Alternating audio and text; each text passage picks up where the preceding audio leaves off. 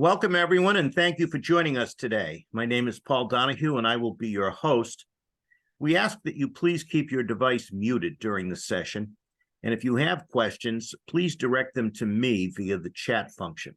We'll do our best to answer the questions at the end of today's session and to follow up with any unanswered questions through email. As I think you know, these tech talks have been designed to provide straightforward insights into radio frequency components, related technologies, and the extra design and engineering value that is added by a custom manufacturer such as Quantic TRM. To begin today's session, I'm once again pleased to introduce Quantic TRM's Chief Technology Officer, Shaun Moore. The author of 2 U.S. patents and a number of white papers and technical articles on passive microwave technologies, Shaun has been with the company since the late 90s, and his passion for the job and for solving problems has only increased over the years, especially when it comes to resolving customers' design and engineering challenges. So welcome, Shaun. Can you give us an overview of today's topic and your objectives for the session? Yeah, thank you, Paul. So really what we're going to talk today really is about radial power combining. Radial power combining is a subsection or type of power combining system that offers some unique advantages as well as some things that they have to be careful about. So we're going to go through there and we're going to talk about really what is radial power combining. We're then going to move into a short section where we talk about really what's important about various aspects of power combining, and once you understand some of these sorts of high-level sorts of things, you can then make a better decision as far as to what type of power combining that you really want. Well, and then we'll go back and we'll answer the big question is, can I use a radial power combiner for my application? We'll have an overall summary, and then we'll talk about some Quantic TRM differentiators. Okay, so maybe to get started, maybe you could just define power combining. Sure, and I think this is a very fundamental sort of question. A lot of people think about power combining as, well, gee, I'm going to put 2 signals together, and then both signals are going to be on a common output. That's a true statement. However, once we actually get into this, we have to realize that due to conservation of energy and other sorts of laws of physics that we really can't get around, certain things happen when we do power combining.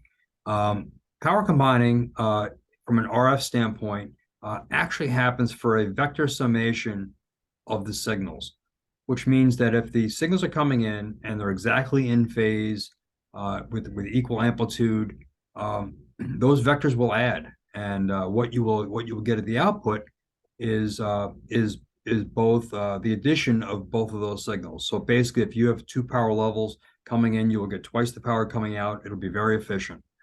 The thing to keep in mind, though, is that if either phase or amplitude or frequency is different between those 2 signals, the energy will actually be subtracted and the net result will not be all the energy being delivered to the load.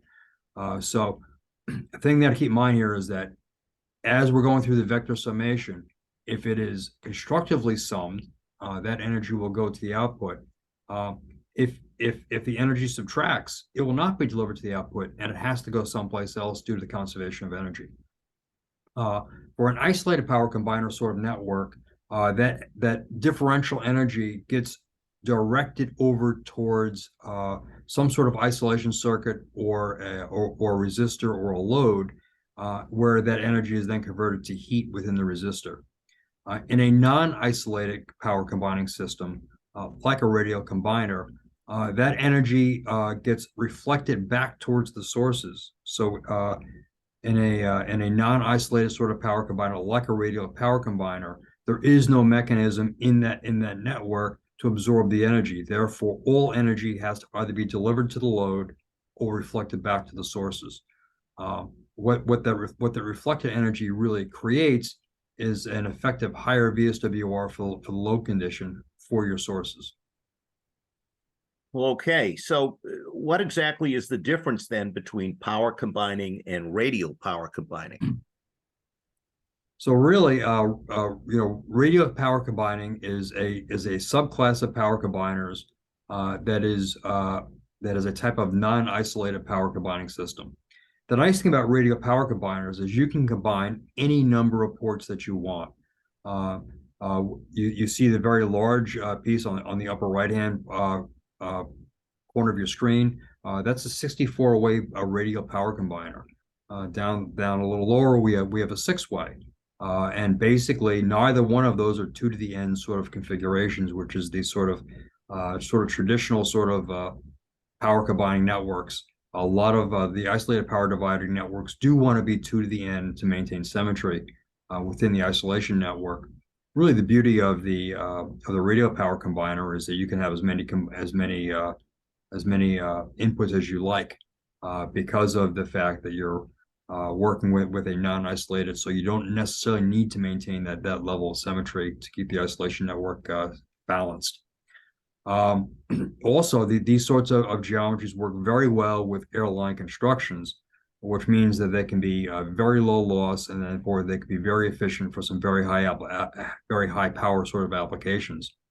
And because of this, it is a single transformer from a design standpoint. Therefore, you can have shorter line lengths with some very low loss medium. Therefore, you can have much lower insertion losses using this kind of topology over a little more traditional sort of isolated network. Now, earlier you mentioned quantifying. Can you explain that a little bit further, please? Sure. So really what we have to understand here, if we're going to quantify the amount of energy that is being delivered to the load, or how much of that energy is going to be reflected back. And this sort of math works for either an isolated or a non-isolated power combining network. The graphic on the lower left of the screen really shows the amount of power that you lose, or the power that is not summed to the output, based on the phase error of 2 sources. And as you can see there, that if all of the phases are coherent, we have no losses going through, versus when the two signals are 180 out of phase, all the energy gets reflected or absorbed in the network, and nothing gets delivered to the load. The graph on the upper right-hand of the screen zooms in a little bit from 0 to 60 degrees, kind of gives you a little bit of an idea of the sort of efficiencies that we're looking at. The multicolored swoop going up from the lower left to the upper right, that is the percentage of power lost, and the black line coming down from the upper left down to the lower right, that is the insertion loss in dB, or loss power there in decibels. It's the same data, it's just that it's plotted differently. But this really shows you the fact here that phase is the major contributor for energy lost. Amplitude errors have a much less impact, which is why we have that nice tight pack on the red, yellow, and green lines going up there. Those are showing amplitude errors of up to 3 dB, and as you can see, there's make a fairly minor impact on the overall insertion loss variation. But the phase difference does make a big difference. So really, the phase is the major driver when talking about combiner efficiencies. Well, really, what we see is that if we have, say, 20 or 30% phase error, we're gonna be reflecting, somewhere between 5 and 10% of the energy. Well, where does the energy go? And that's really the next question, as far as what we're gonna go ahead and really look at over here, is where does the energy go? As well, in an isolated network, it goes into the isolation network. In a non-isolated network, like a radial power combiner, it gets reflected back to the load. Well, how do we quantify this? And really, how to quantify some percentage of loss?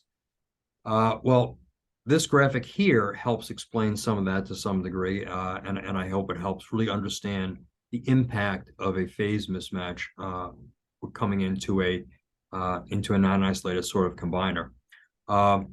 In a perfect system where we have perfect phase matches, all the energy gets delivered to the load. But if we start looking at the example here that I have in there of a 2-way power combiner, with a 20-degree phase error between two signals. What happens there is that you will see there that at 20 degrees, that 7 or 8% of power that gets reflected there creates an additional reflection coefficient of 0.167. When that gets added to the actual VSWR of the input of the combiner of, say, in this example here, of a 1.2 to 1, which has a reflection coefficient of 0.09. When you cascade those two reflection coefficients together, you end up with a net reflection coefficient of 0.258, which is roughly a 1.7 to 1 VSWR. So what you can do here with this graphic is you can look at your phase error, go up along that blue line of the graph, find out what the additional reflection coefficient is, add that to what your matched reflection coefficient is, and then come up with the net VSWR that your amplifier will actually see if you have this sort of a phase mismatch. So as you can see there, that as the phase between the sources increases, the reflection coefficient grows fairly significantly. And got to remember that it's a squared function in there, so that as the reflection coefficient gets higher and higher, the total amount of power reflected really climbs up pretty quickly as far as what we have there. So this is a good tool to when they really kind of quantify how much power is going to be reflected back to the source when using a non-isolated power combiner. Okay, so how can somebody determine whether or not they can use a radial power combiner? Okay, so the key here really is to understand what your potential phase variation is between your sources. Once you quantify that, you can then go ahead and look at the graphics on the previous 2 pages, and by doing that, you could then quantify how much reflection that you're actually going to see back towards your loads. Once you see that, you can then take a look at your amplifier specifications to see whether or not can your amplifier handle that increase in VSWR. Very often, amplifiers do have the ability to handle something other than a perfect match, and making sure that we just make sure that the specs line up, and if they do, then a non-isolated power combiner, from an overall efficiency standpoint, could actually go ahead and actually give you a more efficient system, even with the higher VSWR being seen at the amplifier. Really, I think the total efficiency of the combiner itself is independent of the type of combiner, whether it's a radial power combiner or an isolated power combiner. So really, the big question here is can the amplifiers handle the increase in VSWR? The increase in VSWR can easily be calculated, so it's not like it's a magic number or something really to be afraid of.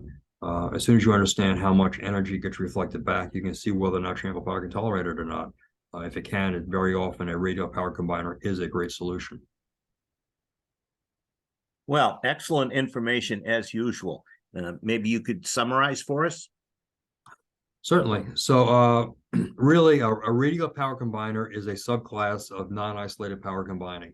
So really, to determine whether or not the subclass will work for you, it's all about going through there and understanding what sort of signals that you're combining.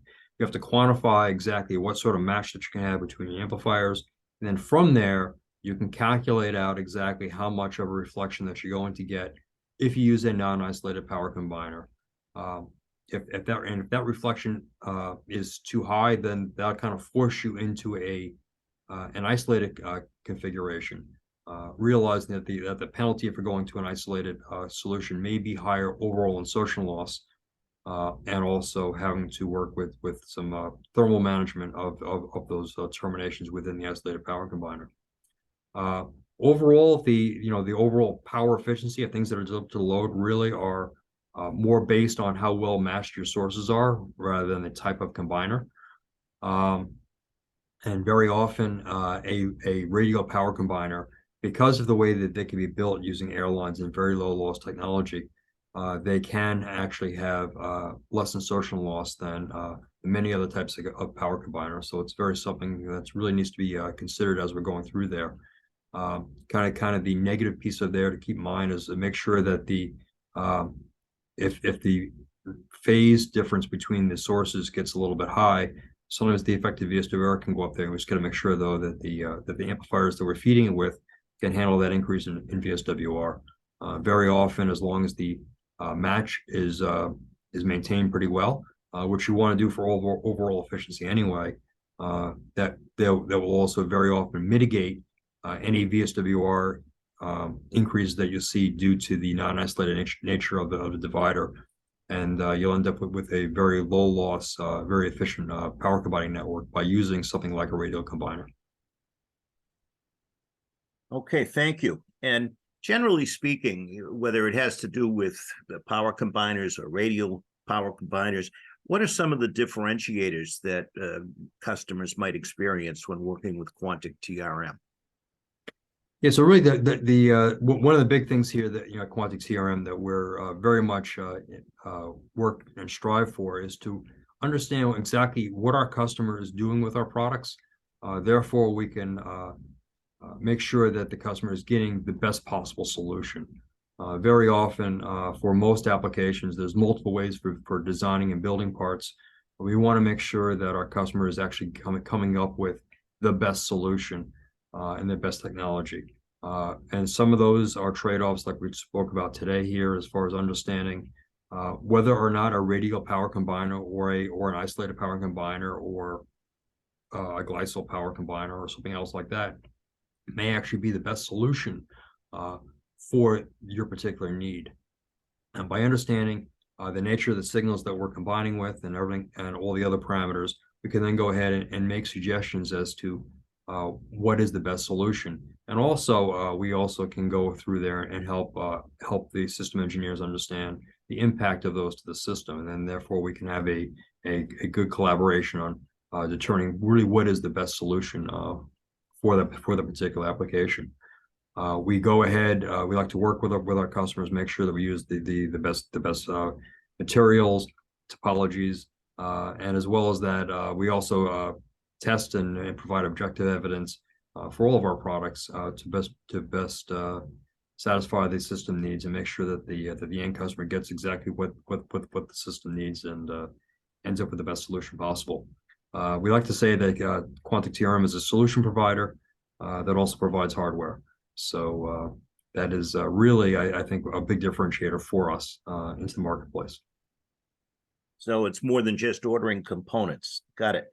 So we do have one question, and it is, what happens if I don't use one of the inputs, or if an amplifier stops working when using a radial power combiner? Yeah, this is always the fear of most system engineers is what happens if an amplifier drops out while we're operating. What happens basically is half of the energy that would be supplied from that amplifier gets reflected back to all the other sources. So really, it has a tremendous increase in VSWR to all of the other sources that are feeding the network. It's actually a very undesirable sort of solution.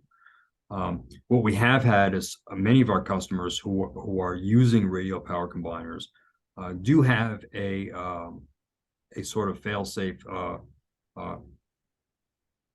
sort of switch in their amplifiers that if the amplifiers do see an extremely high VSWR, like would be the case if one of the amplifiers actually dropped out, power gets shut down to those amplifiers, therefore preserving those amplifiers and not having to go into a sort of a cascaded failure mode with just losing one of the amplifiers. And I think that is actually one of the parameters, I think, that without really fully understanding the ramifications of what can be done to make sure that we have safeguards put in place for the other amplifiers in case we do lose one. That is unfortunately one of the areas where a lot of engineers will go in there and err on the side of caution and specify a fully isolated divider, really at the detriment of insertion loss and overall performance, really just to make sure that we don't have a problem, for that one failure mode. So it is something that we have to go through and educate our customers on and make sure that very often the amplifiers do have these safeguards built in, a high VSWR shutdown, And if those things are in place, then there's really no reason why you couldn't use a radial power combiner, assuming, of course, that the normal reflected energy from the sort of mismatch won't shut down the amplifier anyway. But as long as that's the case, then very often a radial power combiner can be a very good solution. That is something that we have to be careful of, and it is something that we have to fully understand, because it is definitely a trade-off, and definitely one of those things that if you do lose an amplifier, we do have to make sure we do have mitigations, over and above a fully isolated solution, which is basically we're just converting all that reflected energy into heat, which from a system level standpoint can be simpler, but then again, based on the overall mission of the system, may not be practical. Okay, well, thank you again, Shaun, and thanks again to all of you for joining us today. Going forward, if you are a customer and have more questions, we would love to hear from you to discuss details of one of your applications with our engineers. You can call the engineering hotline. The number is on your screen, 888-677-6877.